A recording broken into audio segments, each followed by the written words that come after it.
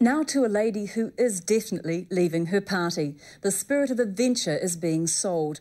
Now deemed too expensive to run and maintain, her work will be taken over by her bigger sister, the Spirit of New Zealand. It's a sad time for anyone who's crewed on the Spirit, and for the few who took part in her final fling, there was the chance to be involved in the ship's biggest adventure yet, an overseas voyage to Raoul Island. Prince's Wharf, Auckland, and for the last time the ropes cast out on the Spirit of Adventure. Could we square the yards, please? For a quarter of a century, this floating school camps carried 16,000 youngsters on a character-building adventure. But this final trip to Raoul Island, 1,000 kilometres north of Auckland, is a special one. It's the first time the Spirit sailed outside of New Zealand waters and the last time she'll sail under New Zealand ownership. It's her last voyage. It's her first decent run and it's her last run. And the last time to recall all that the Spirit has been through. I mean, everything from the yards down to the deck, to dings in the deck, to paint chips. Everything has a story on this ship. We've been with her for 25 years. So basically, it's not as easy as getting rid of an old used car, but it certainly is. It's like saying goodbye to an old friend. Another old friend is Snow Parker. He's been engineer on the Spirit for 11 years.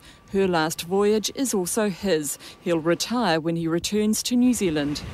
It's a sad occasion because she's such a fine little ship and she has so many happy memories that it's sad to think that no more New Zealand children are going to enjoy the environment of her. Snow's an old hand when it comes to 6-metre swells and battling the elements. The sea will treat you as it feels inclined, whether you're in deep sea or whether you're coastal. We've had some terrific hidings in this little girl. Caught in southerlies going down the coast. But she's a fighter and she's a good little ship. Your brain is stimulated all the time because you have to keep thinking. It's not a job where you arrive, look at it and say, oh hum, another day. You're constantly working towards, well, what's going on today? Is the weather right? What's happening? What's the sea condition? What sails do I need? How am I going to do it? 4 days out from Auckland and Raoul Island bobs into view.